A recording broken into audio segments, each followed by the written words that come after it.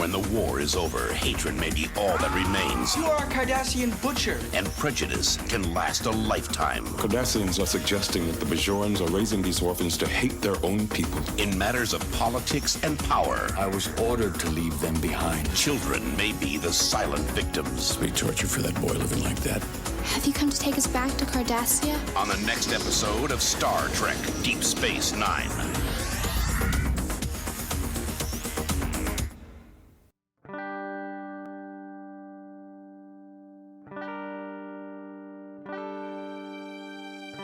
There's a bigger issue here. Just because a group of people belong to the Federation, it does not mean that they are saints. The trouble is Earth. On Earth, there is no poverty, no crime, no war. You look out the window of Starfleet headquarters and you see paradise. Well, it's easy to be a saint in paradise. Out there, all the problems haven't been solved yet. Out there are no saints, just people. Angry, scared, determined people who are going to do whatever it takes to survive.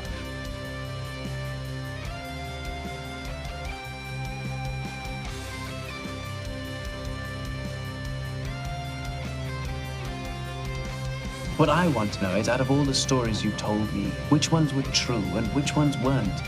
My dear doctor, they're all true. Even the lies. Especially the lies. On behalf of the Bajoran government And the Promenade Merchants Association. I officially welcome you to Deep Space Nine.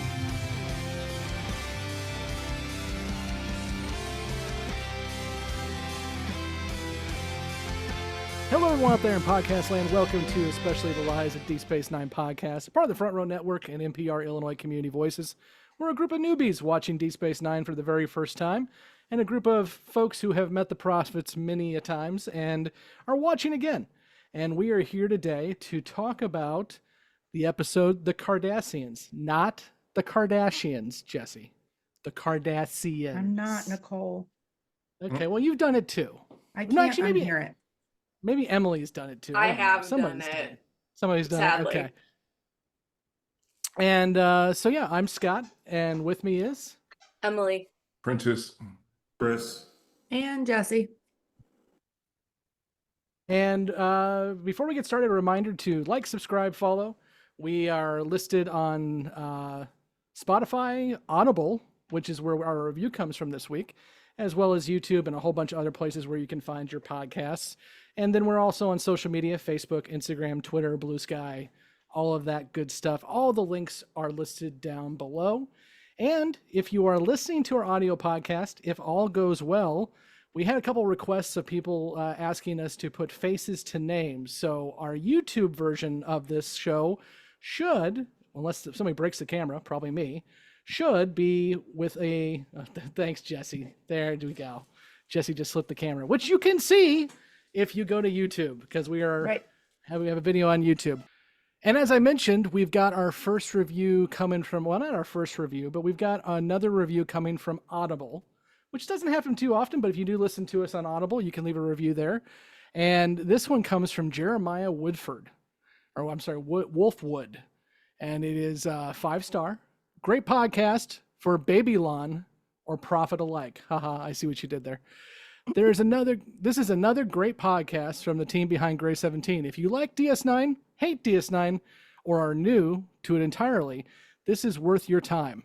If I were to improve anything, it would be call the spoiler section Quarks, as in after we throw the newbies out the airlock, the rest of us will head over to Quarks to discuss spoilers. Nicely done, Jeremiah. I appreciate it. Thanks for the 5-star. And if you want to leave a review on Audible, you can do that. Or what really helps is if you leave a review on Apple, which the link is down below for that too. We really do appreciate it. And finally, thank you to our Patreon members. Anyone who joins our Patreon does get access to our Discord server, which includes a spoiler section and a general conversation section. And if you are lucky, you too will get yelled at by Emily for being in the wrong section. Right, Chris? He's still lurking. Did Chris go and look at the naughty area? Yes. He looks like somebody that would look at the naughty area. I went behind the beaded curtain in the video store. Behind the green door. Right. Going back to our theme earlier. Don't go back there. Okay. Well, Either way, you can join us over there if you join our Patreon. And a special thank you to our producers, those listed down below, who provide the largest donation every single month, which absolutely helps us put together this show every week, and I do appreciate it very much so. Okay, so we're going to dive in to the Cardassians, and I do believe Prentice has a synopsis for us. And I do. Garak and the good Dr. Bashir investigate abandoned Cardassian war orphans on Bajor. Well, we're short a few folks tonight. We were short Nicole, a newbie, and Mike, a whatever we call ourselves, who watch the show. So we are going to get to our other two newbies and get their first impressions first. Chris, first impressions on the Cardassians. Yeah, so by the way, the first time when I watched season 1, I definitely thought at first they said Kardashian. So I'm in that boat as well. This was a different one because I felt like last week was, that was hilarious to me. There was a lot of funny parts to it. This one felt a lot heavier to me. So today, society seems to be very hyper aware of mental health, right? Everybody's talking about it. So it's a topic that is discussed every single day. And, self-loathing, self-hate is certainly one of those things that a lot of people, deal with or suffer from. But in a different, the show did it in a different context, right? Because we're talking about interspecies or interrace, if you will. Everybody has a different experience and everybody has a different walk in life. And, Prentice and I think, might be on the same page here when we talk about self-hate. That's a very, very prevalent conversation in the Black community. It has been for for centuries. And there's layers to it, right? Like Prentice is Black. His parents are Black, but he's light skinned. My father was Nigerian. My mother is German, English, and Irish, and I'm light skinned, but it's different, right? So there's that complexity there, just as an example within the Black community in and of itself. And so when you talk about self-hate, you talk about a lot of different layers of identity, how you view your own reflection, and then how you view yourself amongst your peers, amongst your community, and then how you view yourself just in society in general, right? And I felt like this episode, in a very creative way, in a Star Trek way, kind of began touching on some of those points. I can't remember the kid's name. Rugal, I think his name was Rugal. Rugal, being a Cardassian orphan, being raised on Bajor by Bajorans, and teaching him to hate himself, essentially, to hate Cardassians, and everything about Cardassians. And two things, to kind of go off on a tangent here, if I may. One, I thought, okay, they said in the episode, Cardassians are all about family. Family, family, family, family, family. It's all about family. We do anything for family. We got 3-4 generations sitting down for dinner in one household every night. If you have a child whose parents die, where's the family? Where's the rest of the family? They can do interstellar DNA tests to figure out who this kid's related to. You're telling me that just all these orphans have zero family? So that was one thing that kind of came across my mind and took me out of it a little bit. The second part was Cardassians being very strategic, very military minded. If I'm a military-led, warrior culture-led, war-led, conquering society, I'm thinking if I leave all of these orphans that are of my species on my enemy's planet, that is a massive security risk. Because if they get raised like Rugal, and then they're trained to be spies or to be an operative, they can easily infiltrate Cardassia and work their way through the different levels of government or the different levels of military or whatever. And now they're going back and they're selling all of our state secrets, our planet secrets, all of our military secrets, everything to our enemy, to Bajor. So leaving the orphans there just seemed like it would be something that would be the last thing that the Cardassians would want to do. But anyways, first impressions. First impressions. Yeah. Well, I'm just saying, when I'm watching the episode, this is what was all going through my head. I'm just teasing you. We will get in depth here in about 5 seconds. You're fine. So, but yeah, the episode, I thought it was heavy. There was a lot of complexity, I think, as far as discussion goes with kind of the messaging and some of the topics that they touched on. The thing that cracked me up, Jessi, it made me think about you was, I felt like every single time Julian said something, Cisco was looking at him like, this motherfucker, man. If you open his mouth, I felt like every single time. Yep. He opened his mouth. Cisco was like not having it. So I thought that was hilarious too. But yeah, it was a really good episode. I did like it, just different from last week's. Jessi, we're going to hold you to your first impressions. Yes, I did also like it. I lovingly nicknamed this episode "The Bite Heard Around the World" because that was probably my favorite part of the whole show. Very fucking random and caught me totally off guard because I was like, whoa, what the fuck just happened? Like a little jump scare for you. Yeah, no, like of all the things he could have done, this dude bit him. Like, okay, cool, I'm down with it. No, I really enjoyed the episode. I saw a lot of the things, I think from a different angle than Chris did, but I saw very similar things. And I really enjoyed it. I watched it twice today alone. So. And that's it for our newbies. So let's go to our folks who have watched the whole show. Prentice, what do you got? I agree with Chris. I looked at it this afternoon. I have not watched the episode in a long time, but the racial aspects of it kind of made me think about different things about how some kids are raised in different households and from their culture, and sometimes they lack, let's say, for lack of a better word, self-love and confidence in themselves because they've been told different things about their background. So I thought that was an interesting kind of discussion to have. And Chris picked up on what I was thinking when I first saw the episode. The other thing that stood out for me in this episode, which I always love, is the hate between Garak and Gul Dukat. The passing ice glare at the end of the episode when he walked out and said, you know what? Whenever I see you again, you know what's up. On site. And whenever I see you on site, it's going to be up. Because I hate your gut. I had a plan in the works for 8 years and you ruined it. But I got you next time. So that kind of tense, frenemy, chess moves. I love that dynamic between Garak and Gul Dukat. So those are some of my favorite characters in the show. But Garak is the man.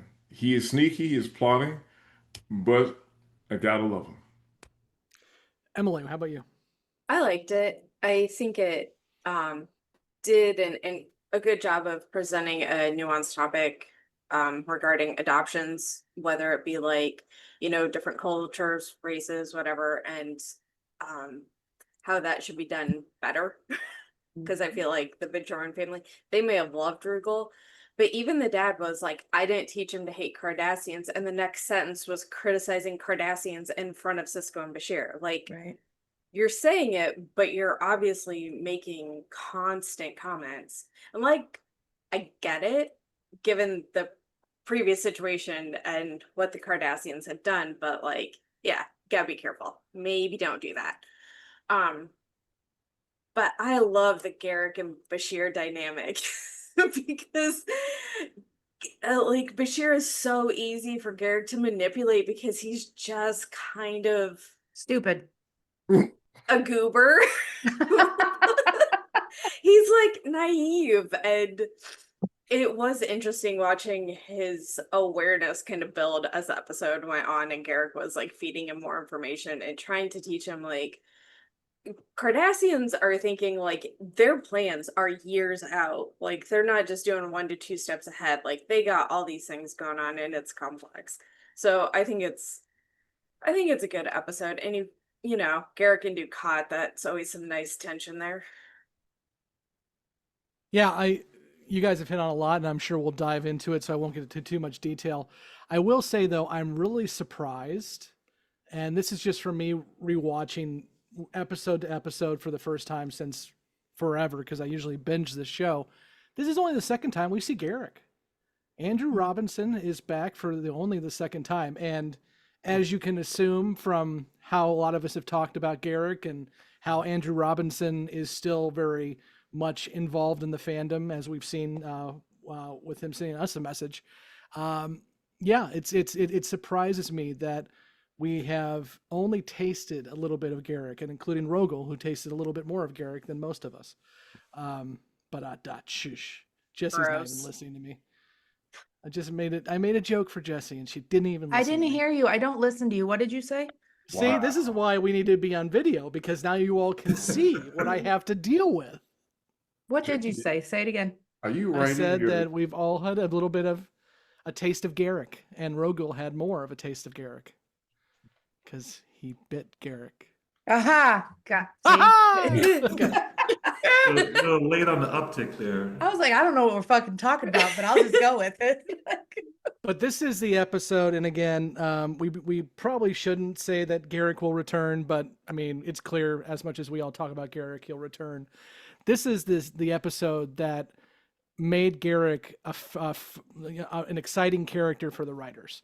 Ira Stephen Bear, who is a co-executive producer, will be showrunner down the road, said that he actually wasn't a big fan of this storyline because he felt it was a little too simplistic when it comes to the issue at hand, orphans, refugees. He felt that there was a lot to chew on, but his end to the episode was Garak. The use of Garak throughout the episode and being somewhat of a mentor to Bashir was where he figured out how to make this episode make sense. And he said that after this, the writers really started enjoying Garak a lot for that. And Andrew Robinson is just freaking amazing.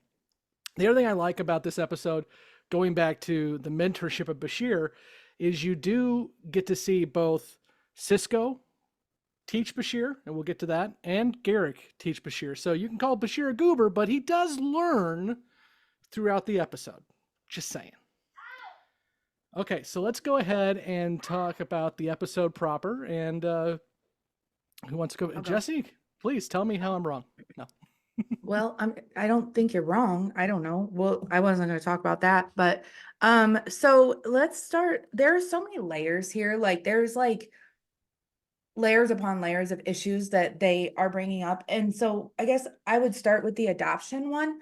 Like you see, it's a very common thing when a child of another race gets adopted by a white family, more so than I think when a white child gets adopted by a black family. Because I'm going to say something, people are going to be pissed off, but I don't think that white people have the culture that black people have. Like just the vast amount of like, unless you know where you came from. So like my family is Irish. So I identify with a little bit of Irish culture, but like the other side of my family, I have no fucking idea where they're from. They're just white people. They're white mixed with white and some more white. I burn like a motherfucker and I'm right back to pale. Like, so that's not, but seeing like, I kind of would compare it to like a white mother that has a black baby and that raises the baby without the dad in the picture. And then the baby doesn't have the culture that like the other half of the baby is, I think, most of the time. So I have a good friend. She has 4 babies. They're all the most beautiful things I've ever seen. But when Shay, the oldest one, was 3, maybe, she had these like, oh God, the most beautiful, curly, like just bouncy hair. I loved it. But she would be, I think she was 3. We were sitting there and she said, Jessi, I wish I had hair like yours. And my hair was super long, straight. It's like straw straight. There's nothing to it. And I said, well, why would you want hair like mine? I said, your hair is beautiful. She goes, because you're pretty and I'm not. And I knew for 100% sure that she was talking about, she didn't look like her mom because her mom looks like me. Her mom's got like really straight, long hair. And she just, newsflash, fast forward, she probably grew up to be the most beautiful person I've ever seen. And she's finally, I think after 18 years, accepted who she is and like what she looks like. But like, I think as she was growing up, she was noticing that she didn't look like anybody that was around her, and that made her uncomfortable. And I think that just plays into what they're talking about here is like, this kid is raised by a completely different like race. The race is absolutely, and not to mention they hate the fucking race that he is. And it was hard for me to watch them. Like, he's like, they don't hate me, they hate Cardassians. And I'm like, Ugh, like you are a Cardassian. Like I hate to tell you, but I don't know how you can just be so blatantly like vocal about your hate for this race with your Cardassian son in the house. Like you have got to be telling him, I still hate you. It was hard for me to watch, but yeah, it was very, very deep today. Yeah. And on that too, Jessi, I completely agree with you, but I can see where Proka, the adopted father, can make that mistake. And I do absolutely think it's a bad way to raise somebody, but not realize it, because he loves Roku. He raises him, he supports him, he defends him, but he hates Cardassians. So he's basically made Roku not Cardassian. Dressed him like a Bajoran, made him act like a Bajoran. And I see this a lot in our cultures where it is, and I'll get myself just as in trouble as you will, Jessi, the religious right. You have a lot of folks who are huge Christians who every single week will go to church and say that they are moral people and they love everybody, but then they'll also say all the gays are going to hell. And they will say that to their kids, and some of their kids and some of them are gay. So it's the kind of the same idea, to where it's a lot easier to love somebody who's close to you and hate a group, as opposed to the other way around. Emily, what do you got? I think they needed some trauma counseling before they adopted any Cardassian child. Like, really, if you, like, I get it. You see this child who obviously needs a home and you want to open your home to them, but you can't do that without dealing with the trauma of the occupation, because this child is Cardassian. And it was frustrating to watch the father be like, well, I love my son. And I get that. He loves his son in whatever way works for him, without being able to recognize that other Bajorans don't see a Bajoran child. They see a Cardassian child with the Bajoran earring and the Bajoran clothing, but that's not how they're going to respond to him. And the father's either unwillingness or inability to recognize that, just it was really, really frustrating. But I think that's the entire point, of the episode, was to make us feel these things. It wasn't meant for us to be comfortable. It was meant for us to be uncomfortable. Damn you, Star Trek, for making us feel things. Damn you. I know. Well, and I think that there's a huge difference. I got to be careful. I think there's a huge difference with telling your child who you don't know is gay that gay people are going to hell. And listen, I'm not down with it. I'm not trying to buy into it. Love your brother, take care of your neighbor. There's just some things that we're missing in that sect of the population, but knowing blatantly that you are looking at your Cardassian son and saying things like all Cardassians, except my son, are disgusting, terrible beings, is like saying, I'm not racist. I have white friends. I have a Cardassian son. I'm not racist. I have a black friend, but I'm about to say the most racist shit you've heard. And that is how, I don't know, people want to be like, I'm not racist. I'm like, I have heard some of the most absolute asinine shit follow that sentence. And it's like, just instilling the self-hate. The teenagers hate themselves anyway. Kids hate themselves growing up. They hate them.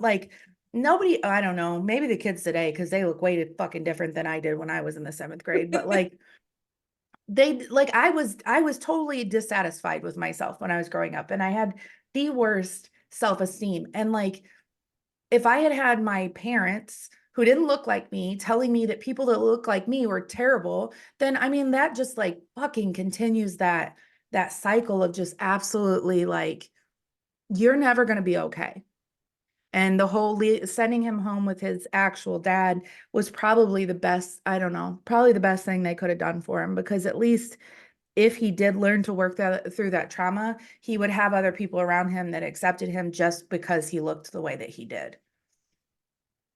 Chris?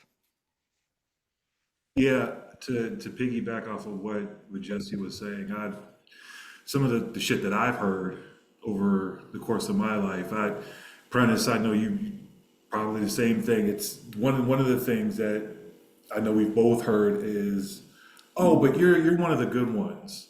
Oh, Jesus. The fuck's that supposed to mean, right? Right. Like, they think they're saying something as a compliment, but not realizing the full context of actually what they are saying. Growing up, my white side of the family, when my mom first started dating my dad back in the 70s, they weren't with it. They hated it. And they were like, no, this ain't happening. My grandmother, this ain't happening. You're not doing this, the whole nine. They ended up getting married, obviously having kids and everything. And growing up, never really felt like we were a part of the family. And hearing stories about, my dad like my dad wasn't perfect, but hearing stories about him being told by my white side of the family, you're never going to be part of the family. It's just, you hear stuff like this and it's like, now today, obviously, well, I'm not going to get into that. But anyways, you hear these things over the course of your life and you're just like, you reflect on it. And I think it goes one of two ways, right? Because for me, it was my white mother who I'll never forget. She sat me down when I was 14, maybe 15. And she was like, look, I know I'm your mother.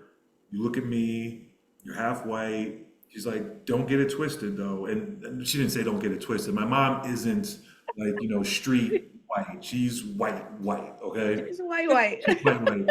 My mom said, the world looks at you as a black man.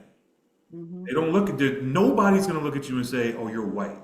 So the conversation about how to handle yourself with the police happened, and authority figures and all that kind of stuff happened.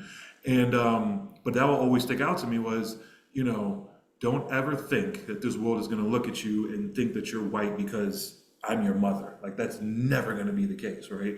And then just my personality in and of itself, I was more of I have more of a rebellious, like fuck you kind of personality. Really? Almost. When it comes down to it, especially when I was growing up, I just had a lot of anger when I was growing up for a lot of different reasons. Part of the reason being, my white side of my family was like, nah, we don't rock with you like that, right? I mean, you go to holiday, gatherings and they're eating without you, they're starting without you, they don't give a fuck if you show up or whatever, that kind of stuff. And it's just so you form that rebellious kind of attitude. And I went the other way. So as opposed to Rugal trying to assimilate, I was like, fuck y'all, right? Like this is, I'm going to go the opposite direction. And I think it all falls on, again, going to come full circle, the parent. So the Bajoran dad raising Rugal, he set that precedent and Rugal followed that precedent. But a part of it also is the child and how they identify and kind of how things fall on them. So for me watching this episode, all of that kind of came into it, right? Yeah. All of that came into it. I mean, to Jessi's point, some people say the dumbest shit. I've had people tell me, oh, you're not black. What? Like when white people tell me you're not black, I'm like, wait a minute. What are you talking about? Right. Oh, and this is verbatim what one white lady told me. She said, you're not black. I'm like, so we go back and forth for a few. I'm like, yes, I am. She's like, I just don't see it because you speak such good American and I've never heard Mexican or black or anything else. Like you just don't come off that way to me. And I was sitting there looking, this is a woman who was married to one of my closest friends at the time. And I'm sitting there, I'm like, wow. How long ago was this, Chris? This was context. Yeah. 2007, 2008-ish. This isn't 1960s civil rights era. This is really, recent history. So, it's all of this was flooding my mind watching this episode, which is why I'm bringing it up. You speak so eloquently, Chris. Always. Right, exactly. So far. That ranks right up there with the whole being sarcastic. You don't sound black thing. Like, fuck off. Like, I've heard of my whole life. Oh, you sound like a black girl. What? I grew up in the South. Like when I get mad, the filter comes off and the Southern comes out. It has nothing to do with white or black. It just irritates the shit out of me. But I think that Chris's point comes down to, first of all, white people don't know what they don't know. And if they're not being targeted or like experiencing racism on a regular basis or ever, really, to tell you the truth, they don't know that racism still exists because they think that they're not racist.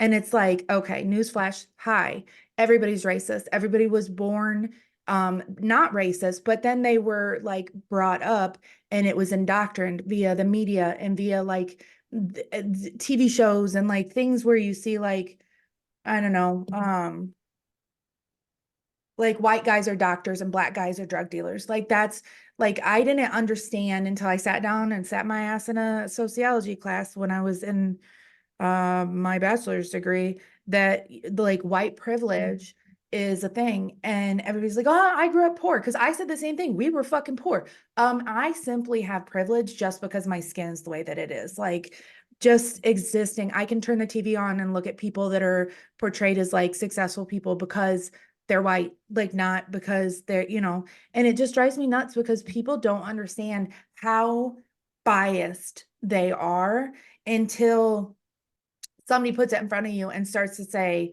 well, why is the part of the, you know, why is 85% of the prison population people of color when 73%, and this is, let me just 2015 year statistics because I haven't looked lately, but like 73% of people in the country are white. What, that doesn't make any fucking sense. Yes, it does. It absolutely makes sense, but you have to open your eyes and see why it makes sense. And people just don't understand that. They, oh, I'm not racist. No, the fuck, yes, you are. Like, and I still have to catch myself, you know, what's the damn term? Catch it, check it, change it. Like you have to be able to check the fucking idea that pops into your head for whatever fucking reason it does. For example, and I'm going to show you how fucking crazy my brain is. I was walking in my neighborhood and we live in a very, very, very nice neighborhood.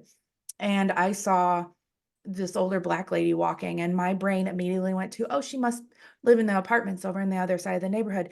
And I was like, what the fuck are you doing? Like, why would you say that? Like that lady could be richer than you and have like millions of dollars in the bank. And your brain says, oh, she probably lives in an apartment. That is the kind of stuff that people don't understand that they think until somebody says what you're thinking is wrong.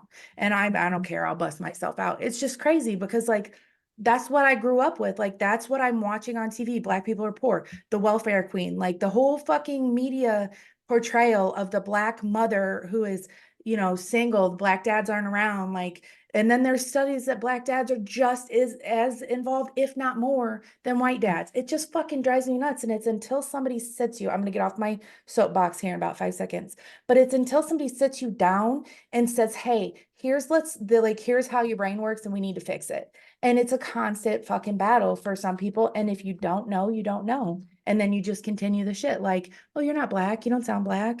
I've never heard you talk like a black person. Like, that's fucking weird. Okay. Welcome to my TED Talk.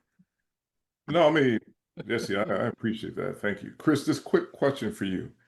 When did you first realize you were different? Because I have a story for me. I think I may have been like 2 or 3. So when did you know, like, I'm black or I'm mixed, or when did that really become something you were conscious of? Yeah, it was early on for me as well. You know, I didn't go to the school, public school that all the kids in the neighborhood went to. I went to a Catholic school, kindergarten to 8th grade, 99% white. The only other brown person in the school was probably maybe one other person, and my older sister, right? So, so there was that. And then of course, you know, growing up, my Nigerian cousins all lived overseas in the UK. And, you know, they weren't here stateside. So I didn't grow up with them. I only had my white family here. So it was real early for me. And I remember, I can't remember the year. It was when The Abyss hit VHS, right? So The Abyss was on VHS. My pops came from Nigeria when he was 17. He loved American pop culture, American entertainment, grew up listening to James Brown records in Nigeria, the whole thing. So when he came here, family time was, I'm going to rent a movie, I'm going to bring it home, even if it's rated R, I'm 3 years old, I'm on the couch watching it, right? Probably why I got a lot of the problems and mindsets that I have now. But that was back in the day. And I remember sitting out watching The Abyss, and pretty sure it was The Abyss. And the black character, the black guy died first. And I remember looking to my mom and being like, my dad being like, how come the black people always die first in the movies? They just started busting out laughing. And so from a very young age, I, recognized, I saw it and then I felt it because of the environments that I was growing up around. So I knew really early on, like, yeah, like I'm viewed differently than everybody else. I'm trying to remember. I need to hear what your story is. How did you realize it too that you were different? See, it's interesting. Chris comes from a little bit of a different context, being biracial, light skinned, but for me, Chris looks like he could be a brother, a cousin, and in my family is a spectrum of hue in terms of black people family. So unfortunately, colorism is a thing. And so for many years, there's if you're light skinned, you have a little bit more privilege, you're deemed to be smarter, all this stuff. And if you're black, give back. That was the kind of mind frame for a long time.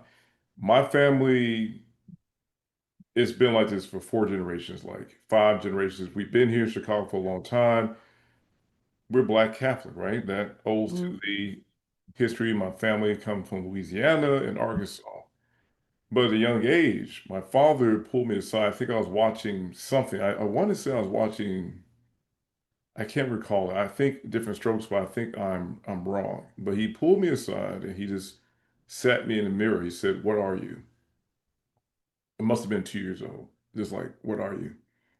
And I didn't really know how to respond. He just kind of let me know, "No, you are black. And I want to make sure you understand what that means." So he had this kind of sit down at a very young age, make sure we understood, make sure I understood what was going on with that. And when you talk about these issues, and I thought about these issues when I saw this episode today, especially I've seen people I know that are biracial that have been raised by white households, and they have very interesting takes on black people, which is somewhat disturbing. I've heard people say, "Prentice, I've never been around black people that were not part of some criminal element." I'm like, "What do you mean?" Well, they were raised by their white mother, and the white mother has certain opinions about black people based upon her dysfunctional relationship with the father, and projected onto the son all these negative tropes and negative stereotypes. And so when he got to college, it was the first time he'd been around black people that were not in trouble, right? So all these issues, I started thinking about it when I saw this episode today. And it's really interesting. And Chris and I have talked about it before because he has a slightly different background. That he's biracial, but the questions he gets asked, I didn't receive those until college, right? I grew up in an all-black community, so I didn't have those things. But for me, it was really interesting. People saw my name on the door, they'll say, "Oh, you're Prentice?" I said, "Yeah, what do you Where's think?" the white guy I thought was gonna see? Exactly. Yeah, My roommate's like, "Wait a minute, I thought you were like some kid from Phillips Andover, Exeter, or something like that. I don't get it." Or my favorite, because I was going to school, the school I went to, they were like, "Oh, are you biracial?" I'm like, "What do you mean? You didn't grow up in the city, did you?" And I was like, "I actually did." "Where do you think of?" "Oh, I just thought you were mixed or something." I was like, "Oh, because I'm here and because I'm black, that must mean I'm mixed, and that's the only reason I could be here." So it's really weird. So when I got that at the age of 18, 19, I was kind of like, this is fascinating to me. It's kind of like the whole thing of like, "Hey, man, you know what a weed is?" I was like, "I've never smoked weed in my life. I couldn't tell you." But they would assume things about me, but definitely about Chris. It was so funny. Like, for me, they were like, "Oh, you're an athlete." I'm like, "I'm not an athlete. Actually, I'm in basketball." So you don't sell drugs, you don't smoke weed, and you don't play I don't play basketball. What are we basketball. So doing? it's like, it's weird. It's like, You're not black, right? Right. Exactly, right? So it was always weird, man. So, but Chris, I just think you had to deal with it a little bit longer than I had in terms of being in a white environment where you're getting asked questions. And me growing up in an all black environment, everyone knew the deal for the most part. It was no question about that. But to have that at a young age, it has to be just a strange thing. I find it so funny. Sorry, Chris, real quick. I find it so funny that we associate proper behavior with white people.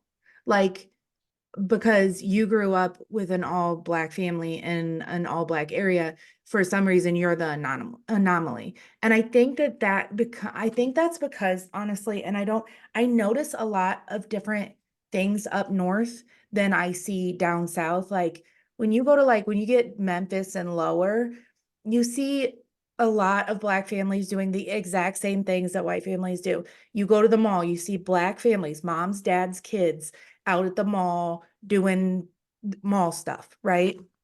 But here up north, it's more, to me, it seems like it's a little bit more, well, definitely segregated. Like I definitely think there's a white area and a Black area of most places, but I also think that it's associated, like success is associated with white people and not Black people. But some of the most successful people I know are Black people. So it's hard for people that don't know those people to like not equate success with white. And that's interesting to see you on the other side have that same experience, except you're the victim of it. Like you're the like subject of it, where you're like, oh, well, you don't seem Black enough. What? Like, that's weird to me. Sorry, Chris. No, that's all great points.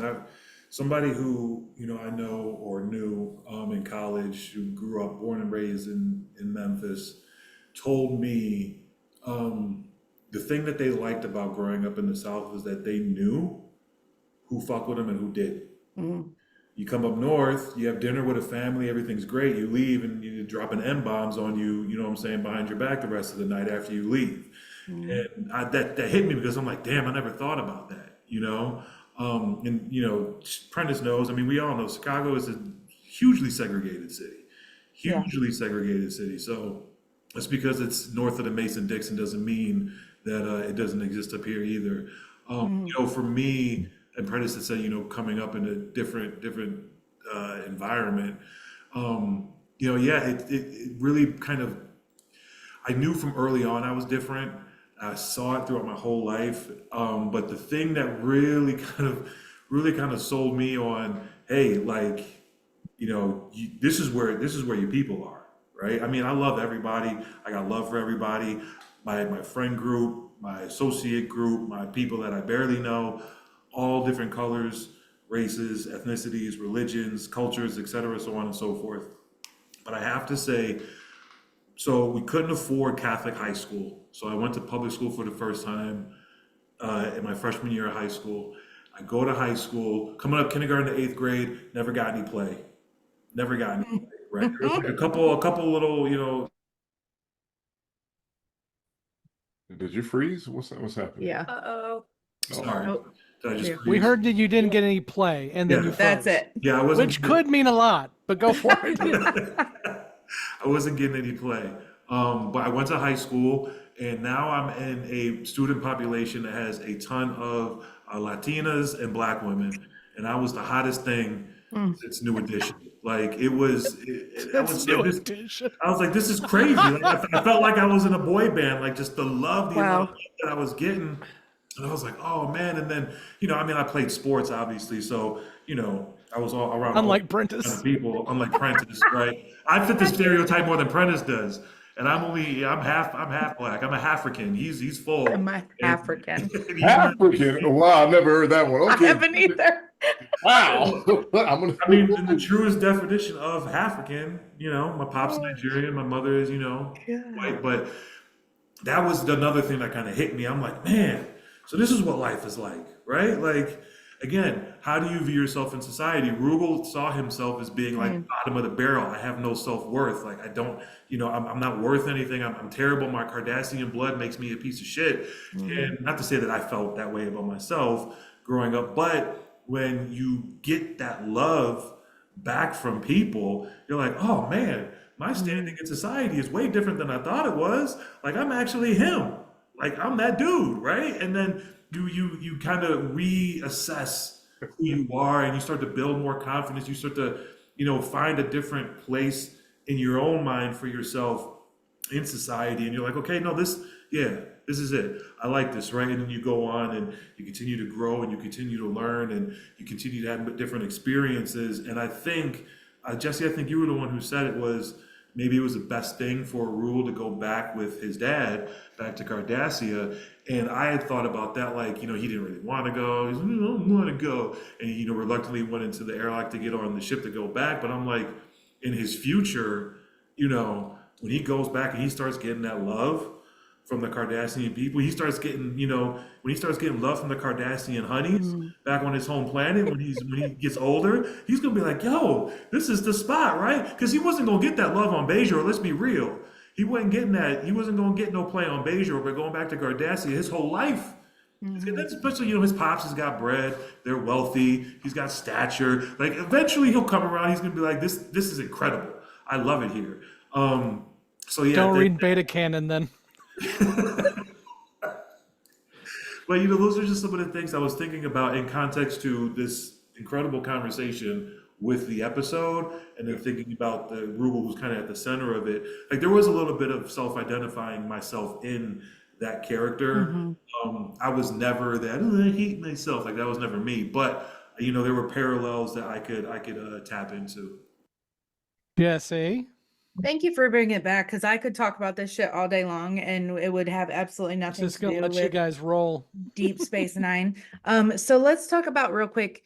I see the colorism with my husband. My husband's Dominican, very quickly. And it happens there too. They have special words for the darker skinned Dominicans. Than they do the light ones. And because my husband is a pretty caramel color, he's not on the other end of that. So it happens. I see it happen, and I didn't realize that it happened. I realized it happened in the black culture, or the black, like, African Americans. I did not realize that happened with Hispanics too. It's crazy. So let's move on to the orphans that they left there, because fuck the Cardassians. I was disgusted when they saw the little Cardassian kids, and they're like, oh, if you come to take me back to Cardassia. And he's like, nope, no, I'm not. Because dude over here's got this political agenda with this one specific child.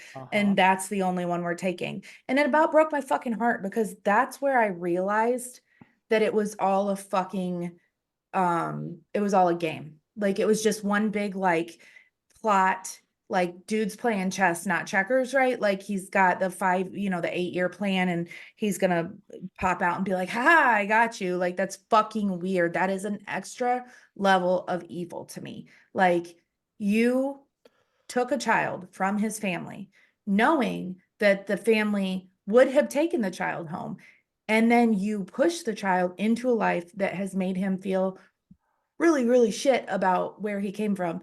And then all because you wanted to make somebody look stupid because they're a political enemy. Disgusted. No wonder you fuckers, nobody likes you. Chris, I think you kind of mentioned this too, how it kind of pulled you out of the episode because the Cardassians were all about family. Yeah. I see it a different way. I think the Cardassians are full of shit. And the Cardassians will say, we're all about family to the outside world or outside galaxy looking at them. But we see in here that if you are an orphan, if you have no political value with family, you're nothing. And that's the real Cardassians. And for many reasons, I call them space Nazis. They're also really good bureaucrats. Space Nazis. Prentice, what do you got? I was going to ask, did they ever give a clear answer to why so many orphans were left on Bajor? Did they say? I mean, I was assuming at one point, wow, are these all children of political pawns? I mean, what's happening right now? It makes no sense they would leave their people on Bajor. Yeah, we're going to get a lot more conversations about this down the road, so we can talk a little bit more in spoiler section. But in terms of what we're seeing so far, I think some of it is political. Some of it is to keep face. The Cardassians don't want to show off that they had these kids, and then they left them, so they just want to ignore them and pretend they didn't exist. And then also, some of those Cardassians we saw down on the planet had Bajoran ridges too. So some of these kids are of mixed descent, and when you have an occupation, that's fine when you're an occupier, but when you leave, you can't bring those kids home with you. And no, I get that. I was thinking more so of the Cardassian children, not the mixed race children. There were a lot of Cardassian children down on that planet. And I agree with you that, yes, I believe the Cardassians are full of BS because there's so many of those kids left on the planet. Yeah. But I thought there might have been a more thorough explanation for why they said this happened. Yeah, well, I think we'll talk about it more as we get a little deeper into the show.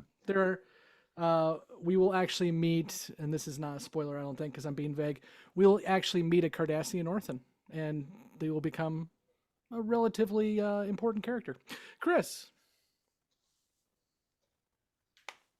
You're muted, Chris. You're saying your best stuff right now. Yeah, sorry. There we go. I thought it just didn't make sense to me. I'm like, you are so military minded, and you're going to leave all these Cardassian kids to be brainwashed and controlled and raised by your natural enemy, the Bajorans.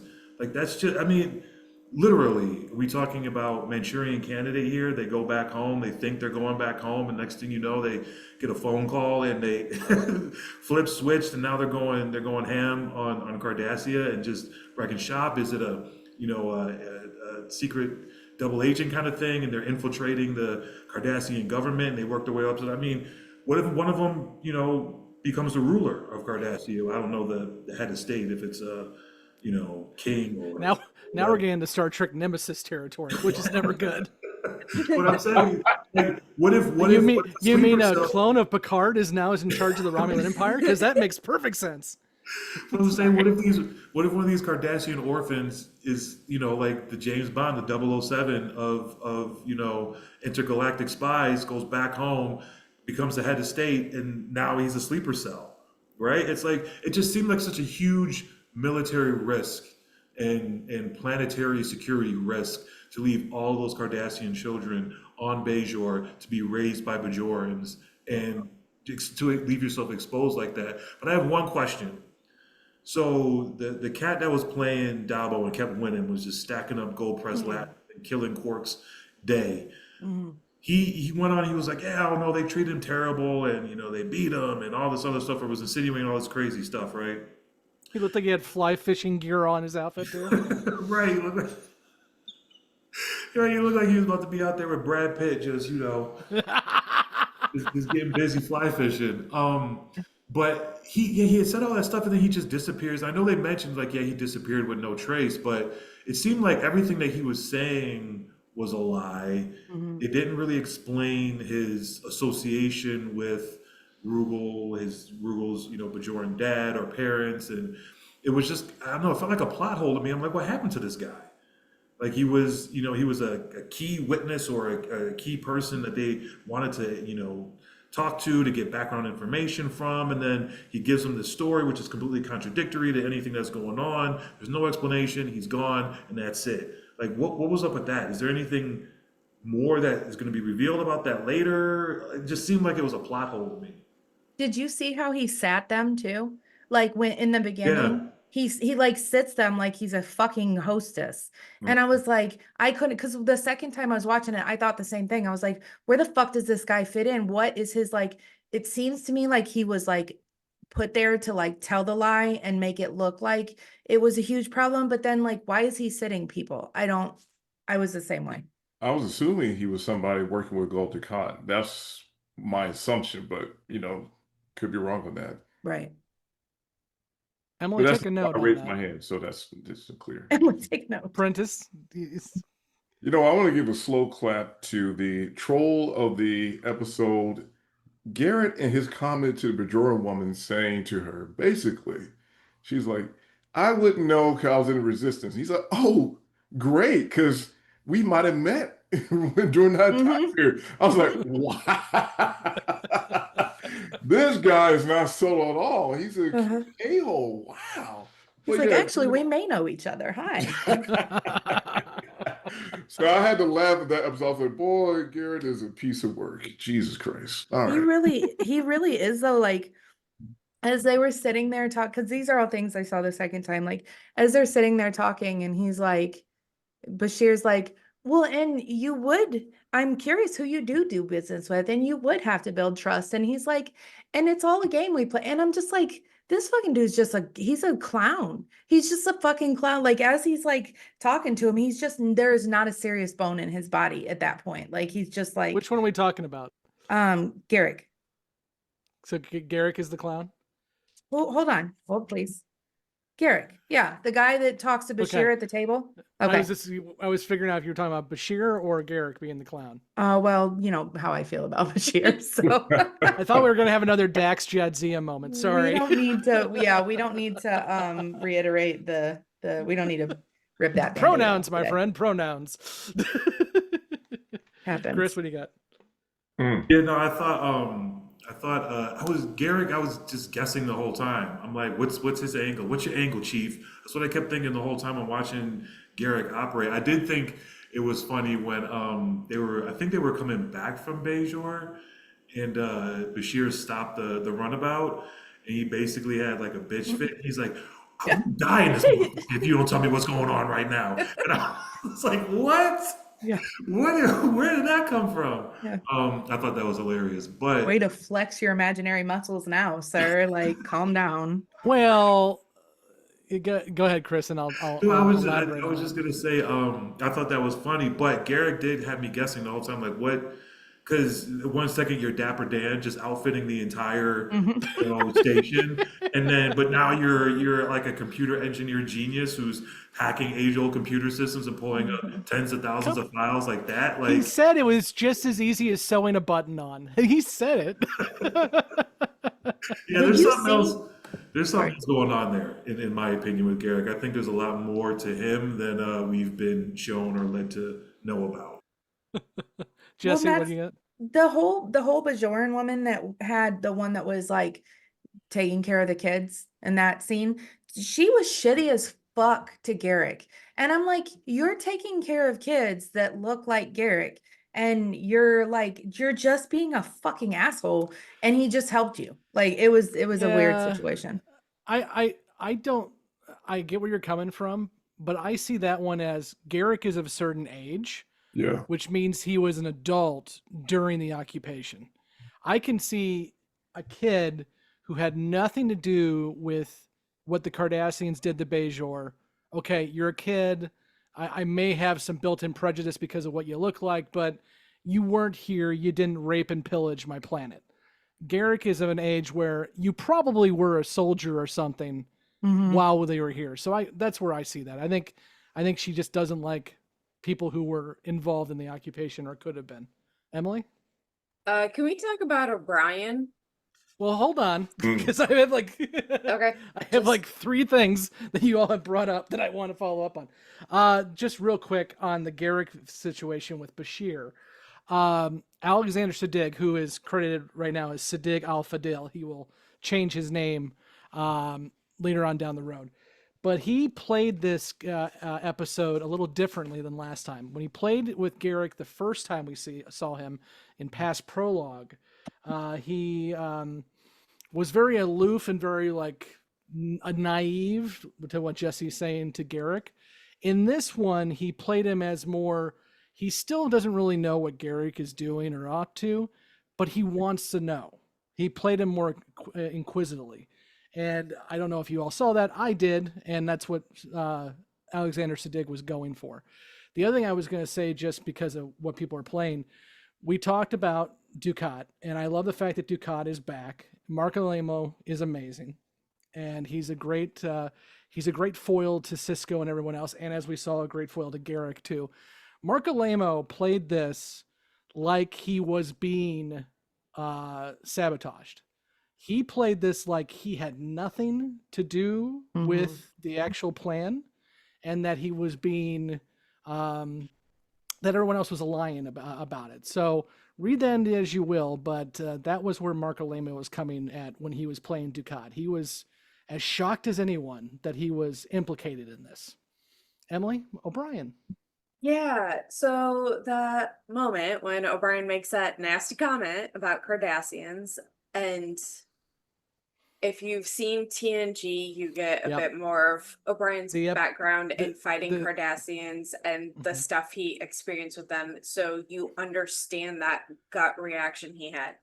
And I he's thought absolutely prejudiced to Cardassians. Yeah. And I felt like Keiko's way of shutting that down was really good because she was direct in his face, and she's like, what you said was ugly and that is unacceptable. And it almost seemed like he wasn't fully cognizant that had even come out of his mouth. Like it came out without thought, because that was just his reaction based on his history. And I feel like that was a good example of how to call that stuff out when it happens. Because you didn't attack him and like berate him, but she made it very clear what he said was very unacceptable. She said, I don't need to hear it again. Yep. Like, stop it. You've already, yeah. I realize that I've been calling him Roku all the time, but Rugal. I do like how he and O'Brien broke the kind of wall between themselves at that time too, by just pushing the plates together, and they're like, oh, we both hate this shit. Okay, we got something in common. This is good. And at the end of the episode, O'Brien's like, come over for Christmas. Come on down. It'll be great. Yeah.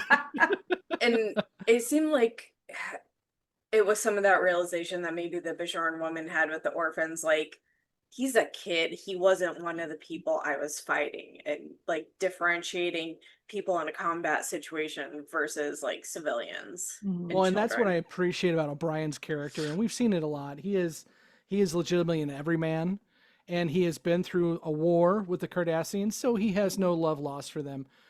But he definitely, when he sees somebody's character, he will be a supportive person if that character deserves it. And he realizes that Rugal, or Rogel, I can't even pronounce his freaking name. Whatever, Frugal, whatever. When he realizes that that this kid's, a decent kid, he'll do anything in the world for him. Now, if he's, a different spoonhead, that's a problem. Wow. Chris, what do you got?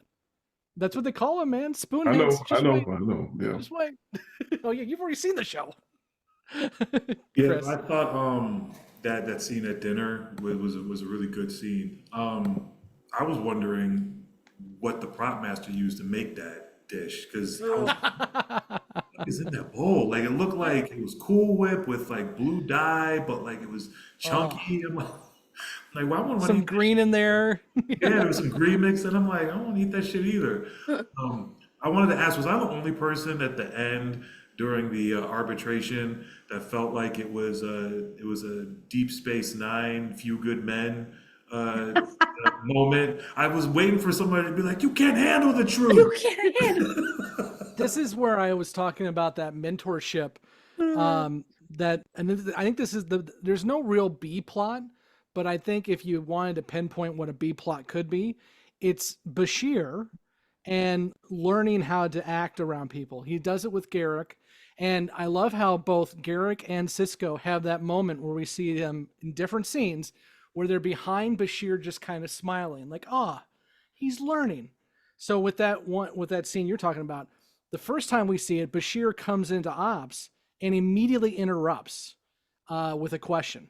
And Sisko's like, ever do that again, and I will have your ass. And so in the second scene, during the arbitration, Bashir comes in and goes, may I ask a question? And Sisko just sits back and goes, good boy. Yes, you may. He did tell him, though, like, thank you. That was my favorite part of the day.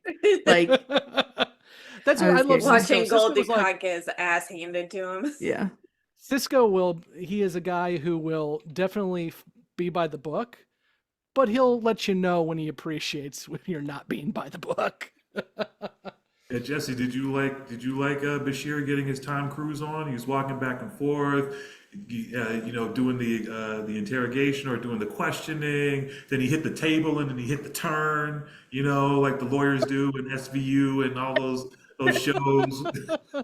Yeah. You weren't feeling his Tom Cruise? I was so impressed. Yes. He looked like a toddler throwing a fit. I can't. Like, I say this because I know you, Jessi, and I've been through all of Babylon 5 with you. You are going to love Bashir. So it's just a matter of time. I just really need it to be heard, because nobody is listening when I say this. I don't not like him. I actually like his character. I just think he's dumb as fuck. Like, and that's okay. Some people just aren't smart. It's all right. It doesn't mean that you don't like them. It just means they're dumb. That's okay. He is very naive. And I'm not gonna lie, the next episode should be interesting conversation for you.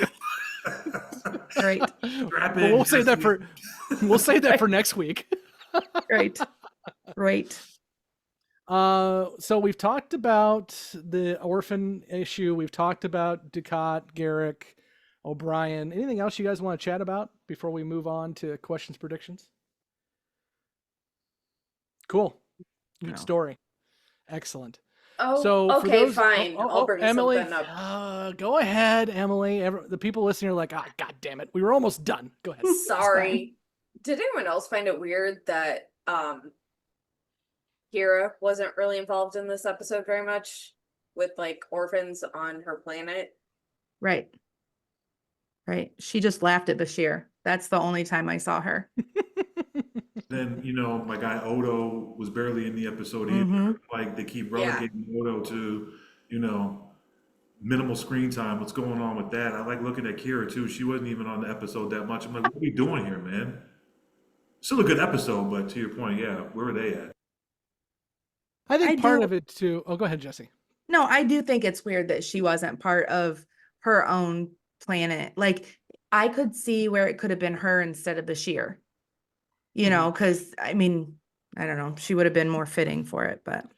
I think part of that, though, in just on the meta side of things, you have an ensemble cast, and you need to give your ensemble cast stuff to do every now and then. So this was going to be a Bashir and Cisco to a point, and then also Garak episode.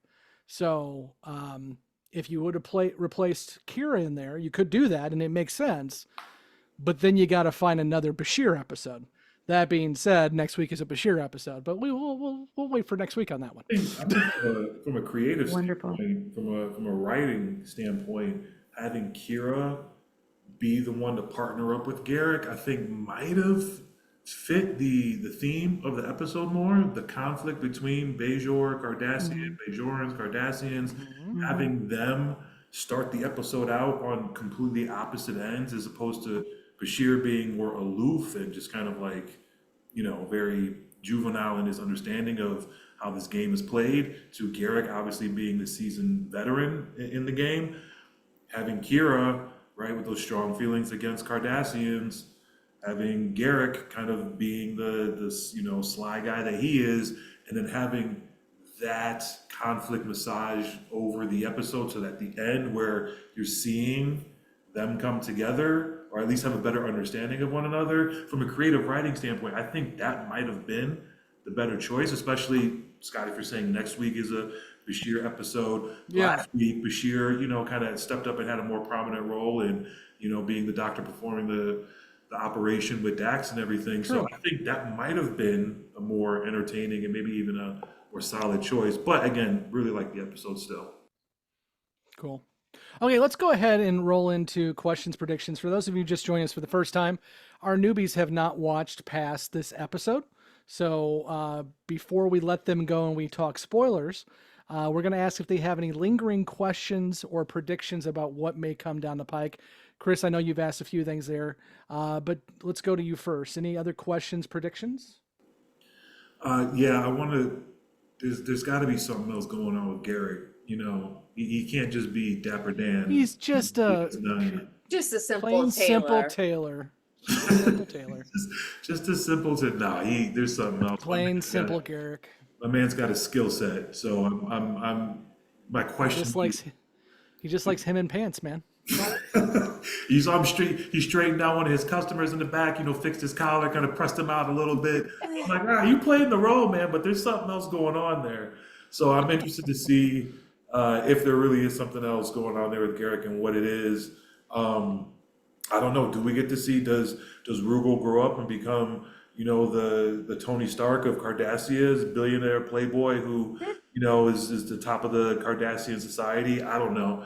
That would be interesting to see what happens to him later on, if anything. But I think the main question I have is this going to be, and I've had it for a few episodes this season, is I kind of feel like I'm just waiting for the other shoe to drop. Like, I'm feeling like this whole Cardassian, occupation of Bajor is not done, right? Like we've seen a lot from the Bajoran side, kind of the aftermath after the Cardassians, left, and Bajor trying to kind of get their shit together. But I feel like the Cardassians aren't done.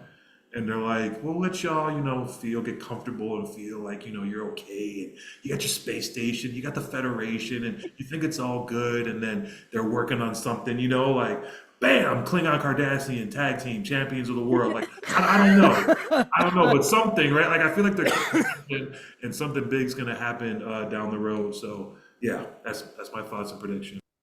That is one thing we did learn this episode, is that DS9 was called Terok Nor under the Cardassians. So, yeah, just nice that we have that little backstory on that one. Jessi, what do you got? Well, I just came up with a new question. Hold, please. Excellent. Okay, I have several questions. How does Kira function in her position with knowing that like 10 million of her people were killed by this race of individuals, and not just start punching through people's faces whenever she sees somebody? Well, like, we have seen her punch every now and then. but I don't think I would need a reason at that point. Like, I have 10 million reasons, and I think it's on site, right? Like every single time. And then do the other orphans make it home? Do they go and get them? Are they just little, because I understand that they don't have a status once they don't have parents, because that's fucking weird. Like, you don't have parents, so now you're just a nothing. That's very strange to me. And my last one, which is like probably my most important one, if the Klingons and the Cardassians were to fight, who do you choose? Good question. Yeah. See? That was a very Star Trek nerd question. I want to give you credit for that. Excuse me. If the Klingons and the Cardassians were in a fight, would a Vorcha class be able to take out a Cardassian cruiser? Excuse me. Okay. Well, I don't know what half of those words are that you just said. So I'm not at your level yet, but maybe I will be someday. Oh, wow. Okay, well, that's great. So we'll go ahead and kick the newbies out the airlock, and Jeremiah will head over to Quarks after that for the spoiler section. Chris has already left. Chris does not fuck around. When he is just like, I am out. You can't get rid of me. And Chris is like, I'm not fucking doing this anymore. Fuck you guys. Damn. Okay, well, until next week, if you are not going to stay for our spoiler section, I have been Scott, and with me has been Chris and Emily. Prentice. And Jessi. Oh, here he comes back. He's come back. Hold on. Let's all give him shit. Here we go. Hold on. He's coming back. Jesus Chris, Christ. you just noped out, man. Wow, you jumped out the pocket quick. You're like, we're done. I'm out. Yeah, I'm done. I get the rest of my Sunday night. I'm out. Hey man, you got to pay me if you want extra time. Okay, well, we got to pay you. You know what you signed up for. I'm playing. Apparently, you're not taxed on your tips anymore. So, hey, call it Morimoto. I'm coming back. Is that a thing? Did that actually went through? Yeah, okay, it did, but it's only for the first 25 grand. And don't worry, you're going to lose about 30 grand in your Medicare, Medicaid, and all of that. So it'll be fine. It's going to be a shit show. Enjoy. Chris, we already did this once, but I feel like I have to do it again. So until next week, I've been Scott, and with me has been Emily. Prentice. Chris. We got him before he knocked out Jessi. We got him. We got him. Mission accomplished. Mission accomplished. Okay, Chris, you can now leave. Bye, Chris. Bye. Jessi, Bye, you y'all. too. I'm trying. Thank you for listening to Especially the Lies, a Deep Space Nine podcast. You can find all the places to listen to and watch this podcast by searching for Especially the Lies on your podcast app or on YouTube. We want to hear from you, so join the conversation at Facebook, Twitter, and YouTube. Be sure to subscribe and leave a review where you are listening to or watching this podcast. Especially the Lies is not affiliated with, and the podcast has not been prepared, approved, or licensed by Paramount or any other owners of the Star Trek copyright. All clips included in this podcast are the intellectual property of the respected copyright holders. They are included here for purposes of review, and no infringement is intended.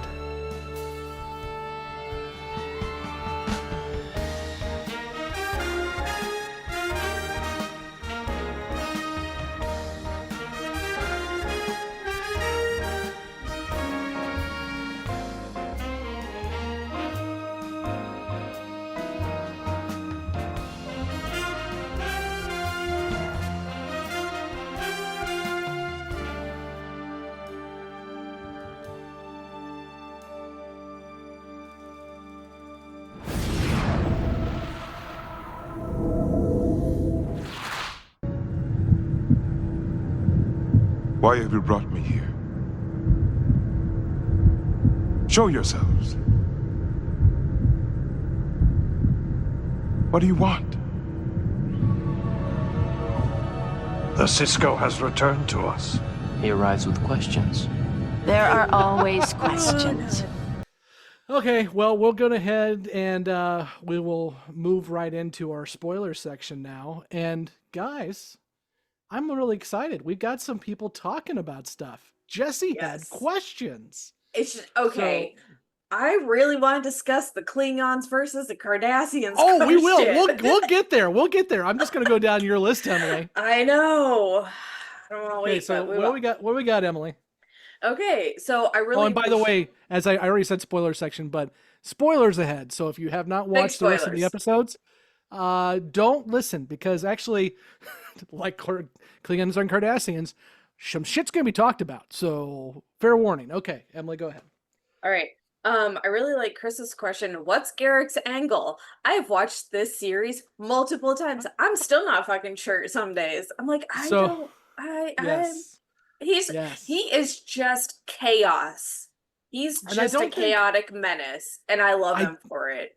I don't think at this point, and going back to what Ira Stephen Bear said, I don't think at this point in the show Garak had an angle. Although, after this episode, they absolutely started having more to play with him.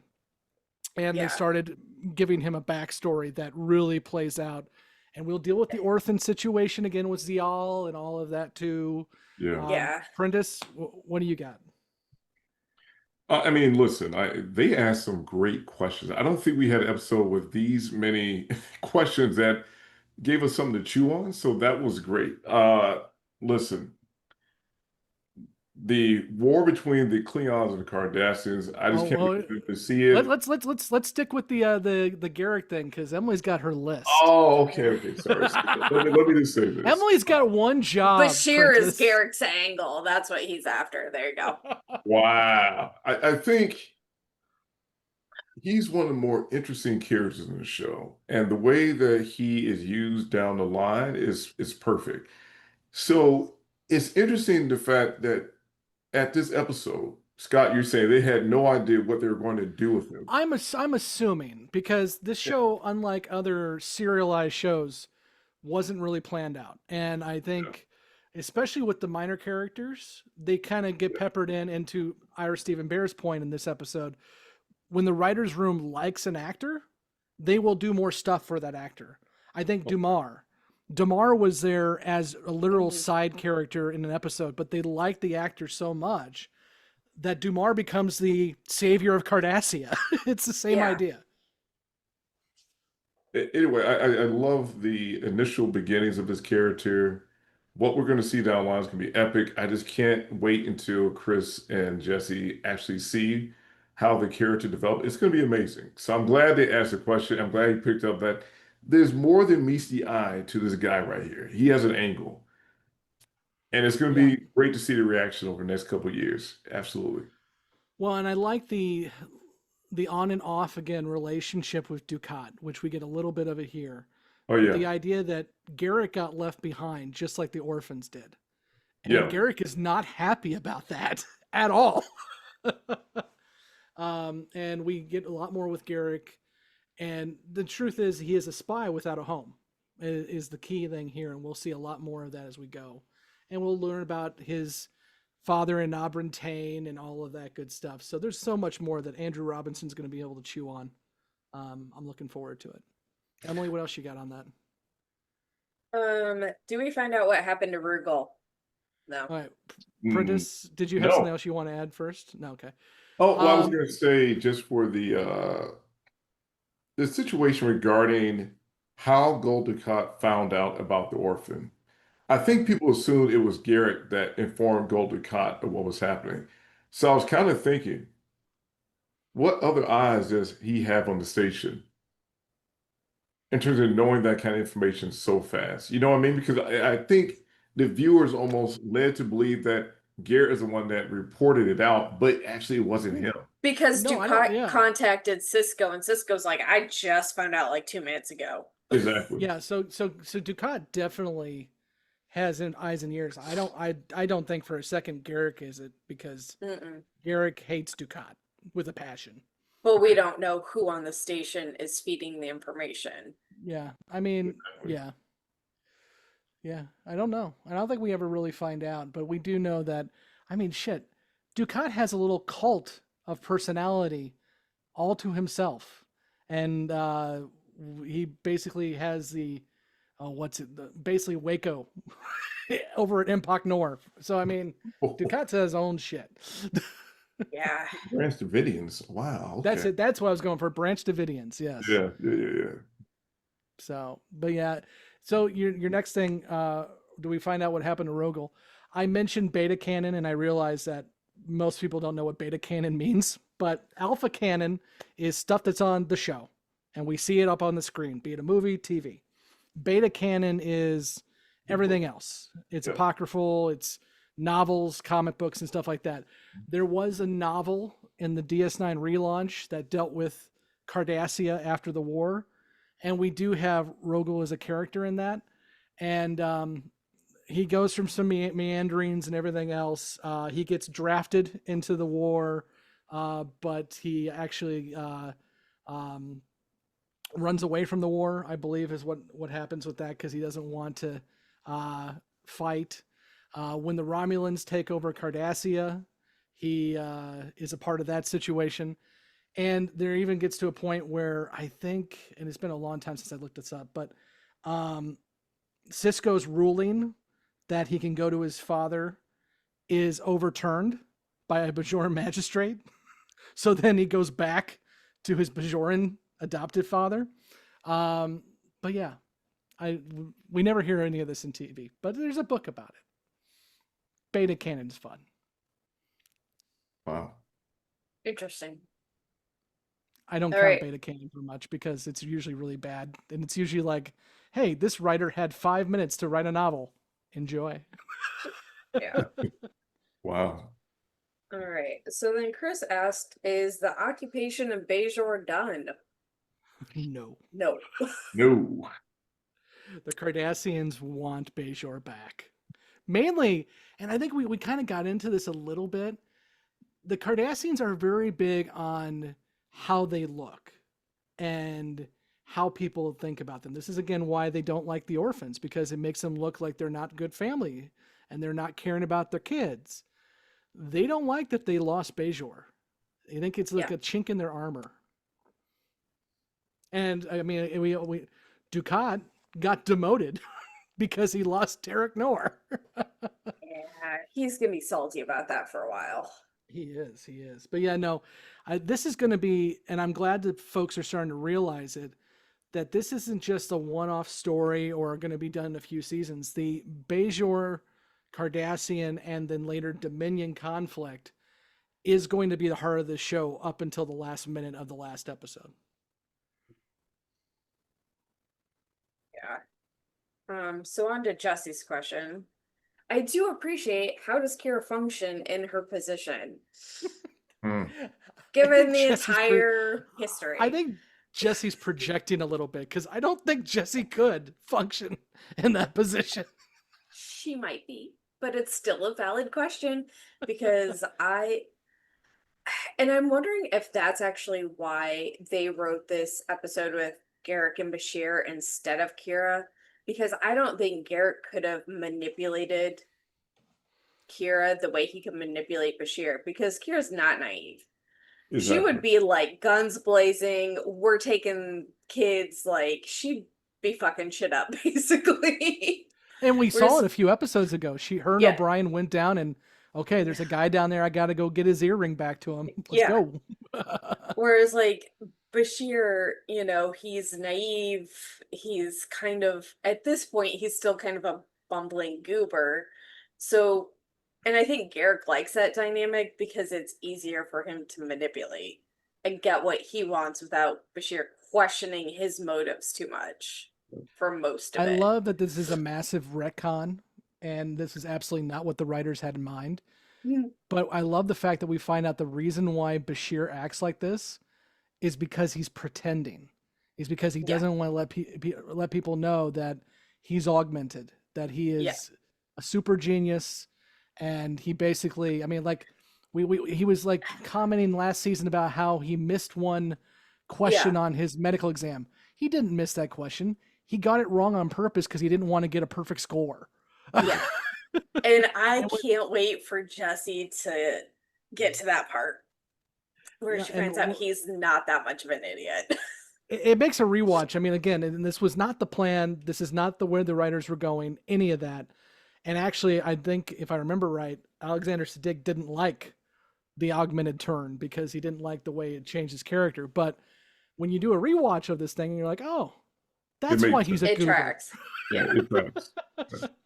But to Jesse's question, that point again, Kira does talk about it, the anger that she deals with daily in that position and dealing with the people that were her oppressors. I think we saw a couple episodes of first season where that is made explicit. And I think in particular, the episode with Kai Opaka, Yes. where she's literally crying like, all I know is to fight and hate and anger. Is this all I am? So I think that's a great question that Jessi brought up, but it'll be brought up time and time again for the next 6 seasons or 5 seasons at this point. And because even if the Federation is there, that is a Cardassian station they are on. Like, she is living surrounded by nothing but reminders of the occupation constantly. Well, and you mentioned Opaka. I love the fact that Opaka said you got to put that hate away. You've got to, but she doesn't say put it away. She says you have to learn how to use that emotion. You have to be able to channel it in good. And I love the fact that, much like I mentioned Damar already, at the end of the day, Colonel Kira is going to save Cardassia. She is going to be there on the ground with Damar fighting for Cardassia. I freaking love that. Yeah. I can't wait for season 6 and 7. I know. It's going to be so good. Jessi also asked if the orphans get back to Cardassia, and no. Go ahead, Emily. Sorry. They don't want them. That's a lot of complicated issues. These are the same guys who hide their POWs on planets near their planet and keep it quiet. These are the same guys who we will find out there are mixed race kids who are hidden away like Zial. I mean, and that doesn't even like tap into the whole Orion syndicate and all the like civilian and government, and then like the weird shadow government situation Cardassia has going on too. They are complex people. They are, and that's why I love learning more about the Cardassians. And you mentioned O'Brien. I love the episode where O'Brien gets put on trial, and we get to see how Cardassians' trials works. Where basically you are presumed guilty, and then the trial is just there for show. We've already figured out your sentence. We just got to get there first. Yeah, and it's really good. In one of the TNG episodes, they had Cardassians on the ship, and one of the Cardassians confronted O'Brien, like, do you hate me? Is like, I don't hate you, I hate what you made me do, or like who you made me become. Yeah. And that episode was, I believe, The Wounded, which is where we get to that. Yeah. Good episode. And now we get to the super fun question. Who wins, Klingon or Cardassian? Klingons. They do. They win. They win. They are kicking the Cardassians' butt until the Dominion joins forces with the Cardassians. So, yes, it has been answered. The Cardassians suck against the Klingon Empire. Oh, yes, they do. I mean, Martok and Sisko are going to have some blood wine over it. But this is actually, when we see more of the Dukat Garak stuff play out, we'll see a little bit in season 3. But in season 4, Way of the Warrior, the first 2 episodes, where the Klingons are taking DS9, Garak and Dukat have to help each other out, and it's amazing. Yeah. And then later on, I mean, I don't know if it's the same episode. I think it's later on. Garak will hint that, there was a moment there where his back was turned to me, and I could have killed him, and I probably should have. Uh-huh. But yeah, no, the The Klingons, I mean, and we will see this absolutely in this show, but we've also seen it in TNG. The Klingons are the warrior race, man. They will take you out. Yeah. I love the Klingons. I can't wait for Worf to show up. Season and a half. I love the Klingon braid. It looks good on him. I wonder how much weave did they have to buy for Michael Dorn to put on that wig every year for like, he worked Star Trek from 1987 to... Okay. Hey man, the like, dude has bought a lot of 89? fighter jets. Yes, He's bought a lot of fighter jets. That's Michael Dorn's thing, is he literally buys fighter jets, and he's like, every $1 million or so I get another fighter jet. I mean, sign me up. That sounds great. But the braid is definitely improvement over the TNG weird haircut situation they had going on. You mean the little helmet he had in TNG? Yeah, that was bad. They also make his head ridges look a little better in DS9 too. Westmore They do. Puts a little bit more time into him. Yeah. Mm-hmm. Yeah. I'm interested to see because there's some backstory there about how obviously the cast of DS9 were not happy with Michael Dorn coming over because it was being seen as he's coming over because our show's not doing well and he's here to save the day. And there's a while there where Michael Dorn gets a bulk of the episodes in season 4 because Worf's here now. I'm interested to see how newbies who do not have an affiliation or connection with Worf at all feel about that. I mean, will they feel like, oh man, this Worf guy is just kind of dragging on me? I don't know. I mean, Chris will probably have a different feel because he's watched Picard, and I think he may have watched part of TNG. But Nicole and Jessi have no fucking clue who Worf is. They have no reference. So I'll be interested to see how that works out when we get to season 4. Yeah. I'm looking forward to our next episode because we have a creepy doctor episode, and we know how we love those in B5. I forgot to make that call out before we moved on to the spoiler section. But yeah, the next episode's Melora, which is quite possibly one of the worst episodes of Deep Space Nine. Oh, God, that's so cringy.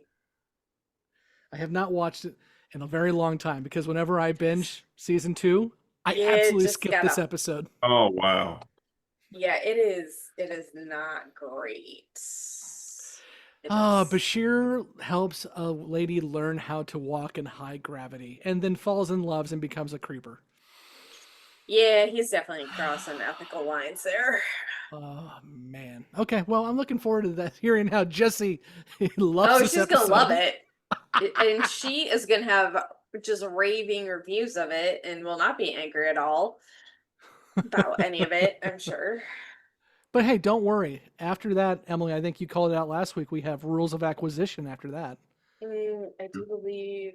I'm double checking. Yes. Oh my God, I love Rules of Acquisition. So we'll have this like little look, and then we'll come back. And then because it goes Rules of Acquisition, then Necessary Evil, which is gonna be a really an Odo heavy episode. Yeah. There, Chris will get his Odo episode finally. Yeah. Second Sight was. What was that one about again? The scientist wife can like project herself when she's unhappy, and like Cisco falls in love with her, kind of. It's so Sally Richardson. That's her episode. Yeah, it's so a TNG episode copy and pasted on the DS9. Yeah. Yeah. Well, fun. Okay. Oh, go ahead, Prentice. Sorry. I was gonna say I worked with the actress's father in college. Oh, Yeah, Sally Richardson is from Chicago, which is really interesting. Nice. Yeah, she's what is her name? Finna, or something like that. Finna, yeah. Yeah. So it's a really interesting local connection to this this episode. But yeah, she's amazing. Yeah, absolutely. But anyway. Well, we gotta get there. We got a few weeks. We got a few weeks. Absolutely. Yeah. Okay, well, we'll go ahead and end it there for our spoiler section. And again, a reminder for those of you who are sticking with us, please be sure to like, subscribe, and follow. If you're watching on YouTube, hit that like button and subscribe. If you're listening on the audio podcast, be sure to subscribe there as well, too. I know that of all of you listening, about 25% of you are not subscribed. So help us out, please. Click the button. Even if you never want to hear from us again, just click the button, please. And be sure to leave a review on Apple or also Audible. Jeremiah, thank you for leaving that Audible review. And we've also got some more Apple ones that are coming in, so we appreciate all that. And yeah, so we'll talk medical ethics, I guess, next week. God. So looking forward to it. Until then, I've been Scott, and with me has been Emily and Prentice. And Mike wasn't here. Whoa, Mike. Sorry. All right, have a good one, guys. I hope I'm not intruding, but I couldn't help noticing what a handsome young man you have here. Ah!